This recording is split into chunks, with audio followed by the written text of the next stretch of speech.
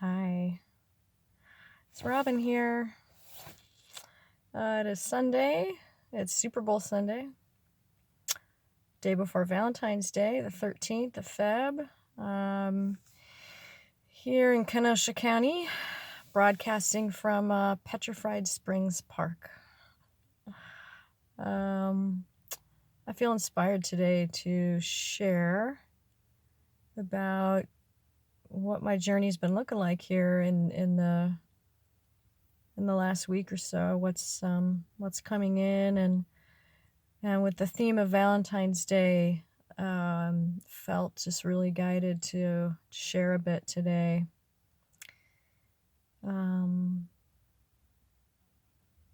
With the theme of mythology.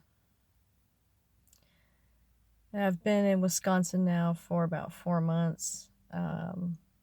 It's been a really intense time of looking at my mind, looking at the past, looking at the stories of my life, and really sitting in the discomfort of holding on to the past and holding on to my beliefs about what I think is true.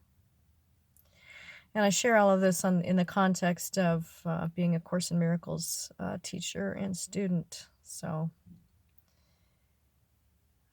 for those of you that may not be familiar, Course in Miracles teaches that only the mind is real, that everything that is real is mind and is spirit, and that the world and the lives that we all live are actually a fabrication. They're the result of unconscious fear and pain and guilt, and that God has nothing to do with this world. He's not aware of it. It's not his concern, and that in reality, everything is joined. And there's evidence of that in the world. Quantum physics, for one, is a great scientific means to wrap our heads around what that is, really, that there's interconnectivity. Not only connectivity would imply that there are things that could be separate, but they're connected. But that's not even the truth. A Course in Miracles teaches that there is just one mind, that it's been kind of broken up and projected into a million different parts and pieces. And that projection is a hologram. It's a hallucination. It's a dream. And it stems actually from my mind. And that makes me the dreamer of a dream. I'm actually not in the dream. I'm actually a mind, and I belong to something far greater and far more different than anything in the world. So with that kind of context, practically speaking, practicing this teaching is watching my mind and feeling what comes up. And instead of blaming the world for how I feel, it's taking a look deep down inside my mind as I'm able to, as I'm willing to, and uncovering the beliefs and the thoughts that I'm holding that are allowing me to feel separate and feel limited, to feel separate from love. You know, God is just another word for universal love, unconditional love. That big G word can be substituted with just universal love. So this time that I've been here has been very intensive, looking at a lot of stuff that I've projected out that I've not wanted to look at. And being in a state of sobriety as well, realizing that I have not been sober, meaning free of chemicals that alter the mind, for really most of my life. I started doing drugs and alcohol when I was 14. I'm 48. I've been sober from alcohol for 8 years, over 8 years. And then marijuana was my other go-to, and I've been without that for a while now. So I have my share of distractions, but they don't alter the mind in a way that alcohol and drugs do.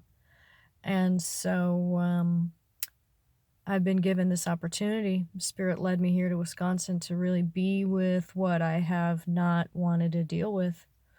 And it's in the form of family relationships, my relationship to others, and ultimately my relationship to myself and to my source of love within me. Um, that that is underneath these layers of unconscious fear and guilt that I keep hanging on to. So it's been really intense. I keep going through cycles of intense guilt, anger, rage. I've been grieving. Didn't realize I needed to grieve.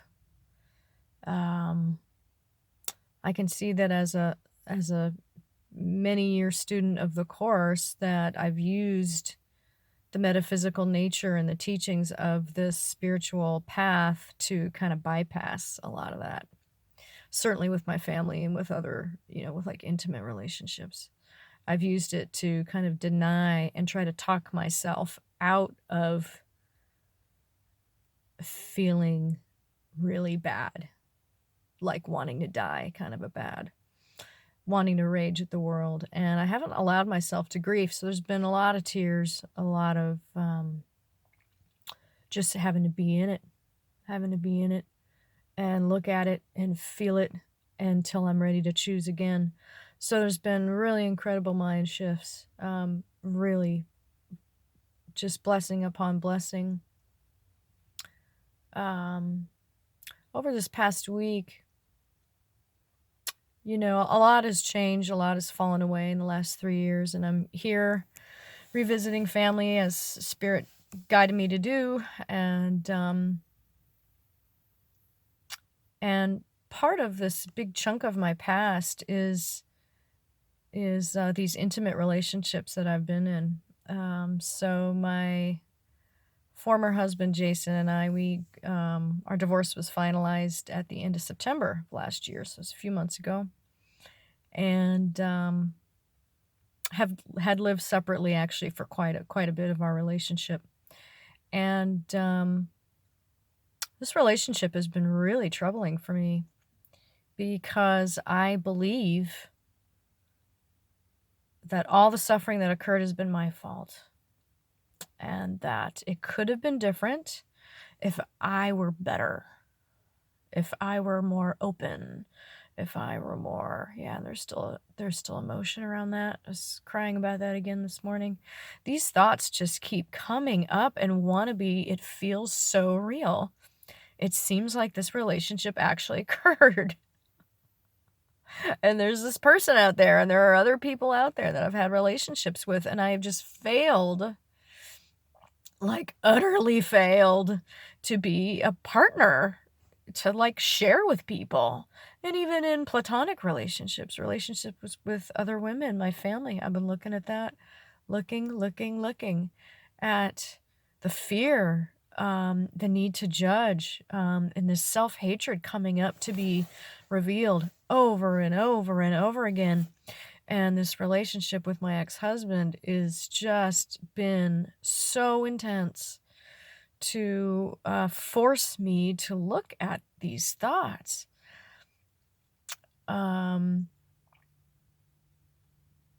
So I've been kind of distancing myself from him, and there is just this core of unconditional love there, which is why, how the relationship happened, I never would have gotten into it if there was a question about unconditional love and the purpose of our lives and all of that. But ego just swooped in and just really, I'm just terrified. I'm terrified of sharing, terrified of opening, terrified of change, terrified of letting go of my own way of doing things. And yet it has been clear for a very long time that my way really sucks.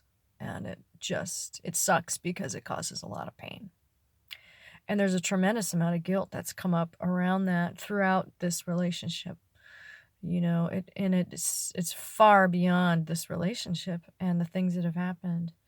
But what really kind of revived this for me is I got a phone call from him this last week.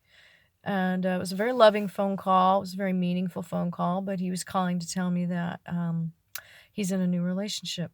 And he wanted to tell me. And he wanted me to hear it from him before I got on social media. And it just so happened I've been kind of away from Facebook and retreating for a while now. And all these judgments just have sprung up, wanting to judge him, that he shouldn't be doing this, that this is the same mistake him and I made. He's running in, he's doing a bad thing, and for himself, and but then that judgment quickly fades and just becomes a series of narratives about myself. I feel uncomfortable because I still believe that all the suffering that occurred is my fault. And then it really happened. And then it's very, very serious.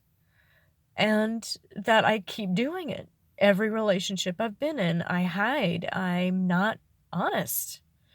I don't know a thing about boundaries, I've discovered. I had no idea. I really didn't. So I've discovered a lot about myself the last few years through this relationship and all of the change that's occurred in the form of my life. And this phone call with him last Wednesday was it just flushed everything up. All of this guilt, this need to be special to him, this need to be special. So much shame. I feel so shameful. These beliefs that I need to be ashamed of how things have worked out. I'm a loser. I'm an utter failure and a fuck up. I am, and all of that proves that I'm unworthy. And that I'm just doomed. I'm just doomed. And so all of this intensity has come up for me to look at around this relationship.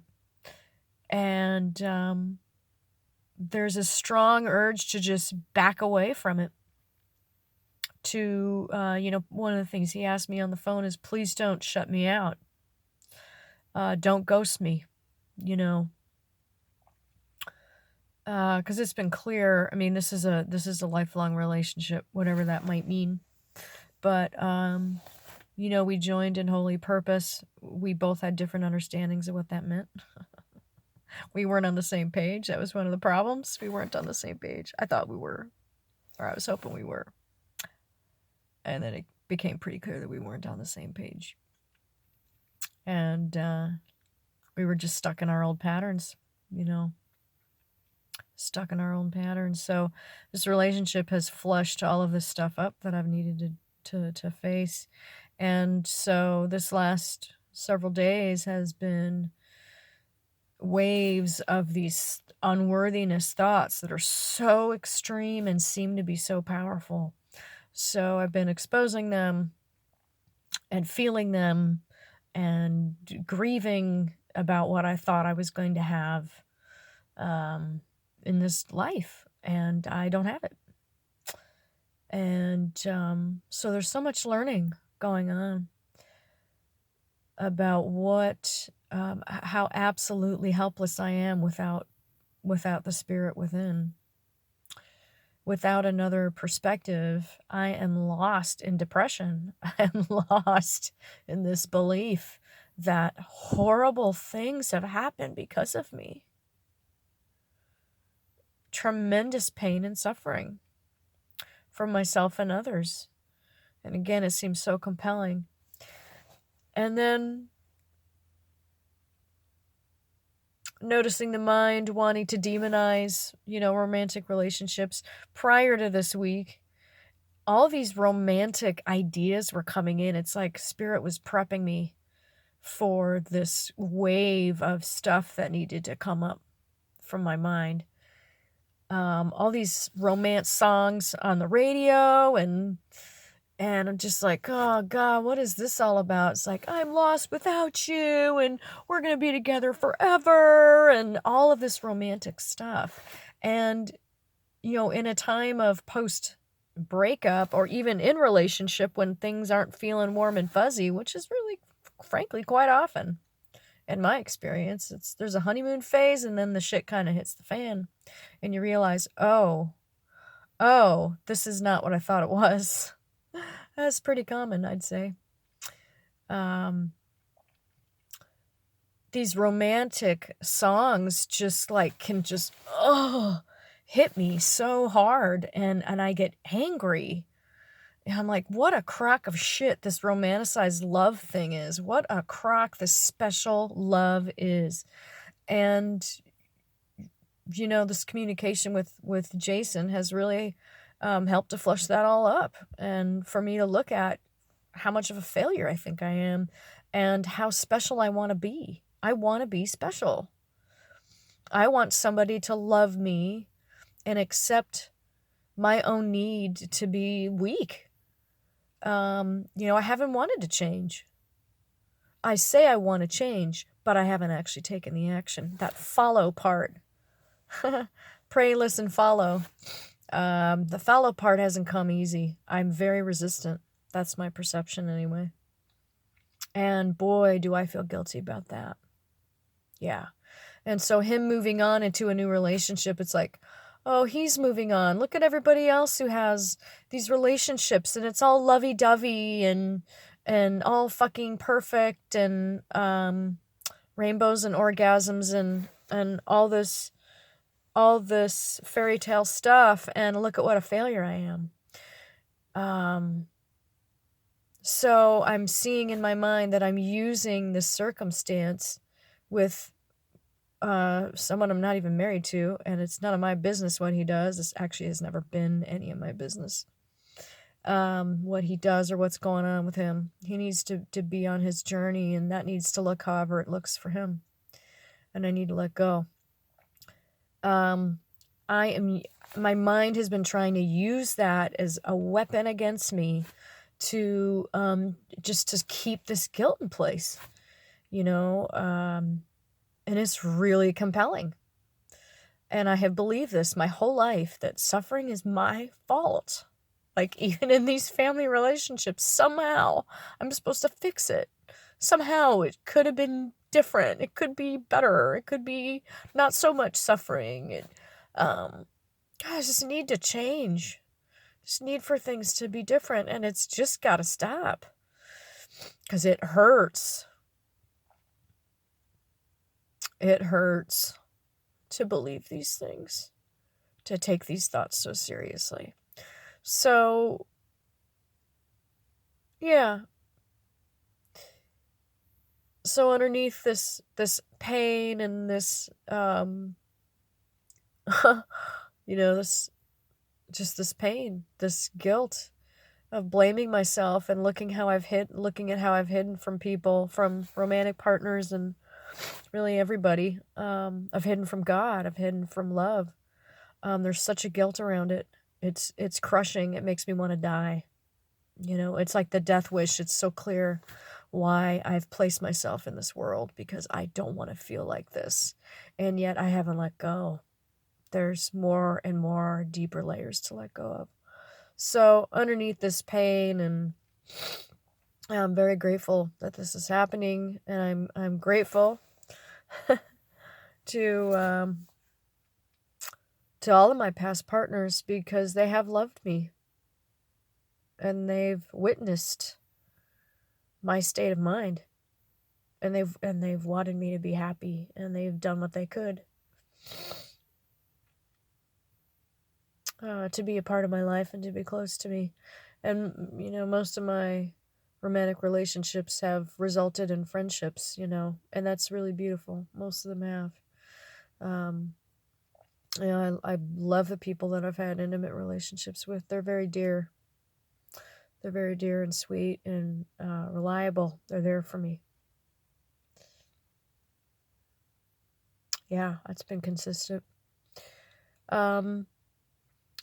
So looking at all of these thoughts and the story of reflecting on my life, that this seemingly innocent phone call triggered for me this last week, it's really helping me see, now that I've been able to step back and a few days have passed and some symbols and messages have come in from spirit. This topic of mythology, and with Valentine's Day being tomorrow, you know, these like cave jeweler ads on TV. I mean, it's just endless. I just went to the store. There's Be Mine, brownies, there's brownies, there's cookies, there's cakes, there's roses, there's blah, blah, blah. Everything is for this holiday. So I looked into this holiday a little bit this morning after I knew I was going to be talking with you and sharing about what's happening in my mind. And Saint Valentine, like, nobody knows anything about him. He is a myth. This whole thing about the holiday and why we celebrate it is a mythology in and of itself. And that word mythology is really helpful for me in this time of choosing again, of looking to the love within me and saying, yeah, I want you. I actually want you. Everything for some reason, I made this whole story up about being deserving of misery and wanting to use all my relationships to talk myself into ignoring the love within me and claiming that that's not true. And instead, I'm right. My horrible story of being a failure and deserving punishment of such an extreme nature that I wouldn't wish it on my worst enemy. I mean, what I do to myself with my thoughts is horrific, horrifically cruel. And it's always been that way for me. I've always been aware of that. Such a trip. And so looking at this story I tell myself about myself that I keep wanting to bury is a myth. A Course in Miracles teaches that I don't know what anything is in this world. I don't know how to judge anything. I'm completely clueless, and that I need my inner guidance system to help me, my intuition. And I keep turning to my own limited ideas about who I am. And, this special relationship thing is all about my own identity. It's about trying to find myself in someone else. Please love me. Please see me. Please validate me. Please tell me I'm not a worthless piece of shit. That's at the core of every single relationship I've ever been in. And then this desperation deep down inside that even this isn't going to do it. And then I hide. It's a lot of hiding and being afraid to express my needs and my setting boundaries and being insistent about my needs, my emotional needs, my practical needs. I mean, it's just really, really deep. So there's a mythology around this holiday. How it even came to be. I mean, there were several stories that I found online. Saint Valentine appears to be a real person that existed. But other than that, kind of hard to say. And one of the last things I found was, this was turned into such a big deal for the church at the time to overtake the popularity of a pagan holiday that was on February 14th. And the February 14th, one of the parts of the mythology is the day of his death. Like he was a martyr. His martyrdom occurred on February 14th. So on this day of lovers and all this stuff, we're celebrating this man's death. It's like, oh my God, what the fuck is that? Sounds like ego to me. That sounds effed up. So people are like having sex, they're like going and drinking wine, they're eating chocolates, they're whatever, getting all dustied up. And it's like, yay, St. Valentine died today. It's a trip. It's a trip. Just these symbols of sacrifice and suffering, and you just got to dial it up somehow. So I'm looking at that and handing it over. Yeah. And I'm so grateful for the lightness that's coming in because it's been an intense few days. Late last night, it was just burst into tears again. It's like, I can't keep believing this stuff. I can't keep believing the mythology that I am so guilty that I deserve to constantly feel crappy about myself. And then I can't help but blame other people for how I feel because it's so horrible to feel this way. It's like, enough. So yeah, if you're feeling kind of weird about the romanticized thing right now, I'm with you. I get it. But there's a whole other message here, and the message is always love is all there is. And specialness isn't real. You know, God is not in this world making things a catastrophe. My thoughts and my beliefs are very, very powerful. And my power to choose the fearful idea of love or God's idea of love is my choice. And I make that choice in every moment. And so I can just shift my focus. And if I'm not ready in a moment and it takes some time, I can be patient and gentle with myself, and spirit will reach me. Spirit just meaning the voice for God, the voice for love, intuition. It will reach me. Based on my readiness and my willingness, which I can't even really gauge. I can't even gauge what that is. I'm not even aware of it. I've been wrong about that, so it's a good thing to realize. I can't even gauge that. I don't know if I'm willing or ready. I don't know. Sometimes I think I'm not and I am. And miracles are just bursting out. And sometimes I think, I'm ready and I'm just in denial about something. So who knows? I don't know. So, yeah, I'm feeling grateful, looking at the thoughts, and I'm asking for a reinterpretation. So I would like the truth in me to inform me and tell me what all this stuff is. And I would love to move beyond this limited self that I think I am, and really disengage from this idea that I am this person in a body playing this character, and it's very serious, and a lot of bad stuff has happened because of my fear of love. Yeah, being afraid of love, being afraid to let go and be loved and be lovable and loving as I was made to be. So, yeah. So I call upon my highest self to look on the story of my life, the story of special relationships, of romantic love, and let it be innocent and let it go. And not to use it as a weapon against my brothers, to demonize them if they're in one, if they're in a relationship, if they're in one that's happy, if they're in one that's not happy.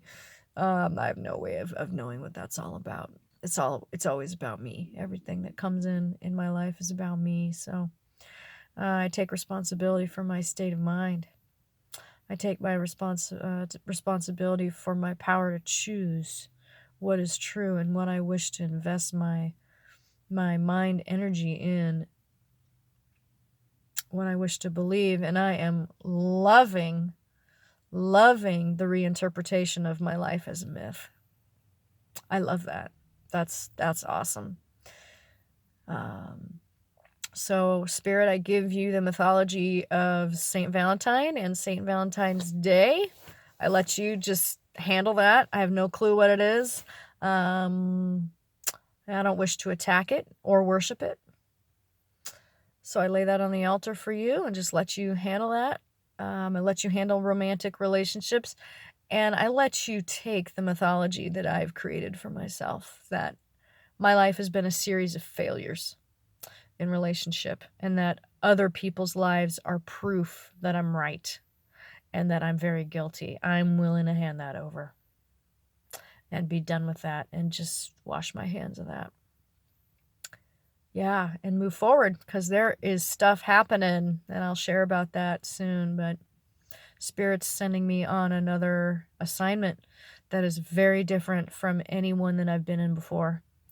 And while it's a bit intimidating, it's really fucking exciting. And I see just the perfection in it, that the mind training that's what I'm ready for, and I'm being sent in. It was being sent in so easily. So I'll be moving next month, and I'll share about that separately. So I feel really blessed to be able to share. And if you have a comment about what you're going through around romantic ideas and St. Valentine's Day and this need for specialness, this misuse of relationships, um, and the healing around it. I'd love to hear from you. Yeah, I'm with you. I'm with you on this journey. Thank you for witnessing my journey. Thank you for reflecting God's love back to me. And I love you. So, bye for now.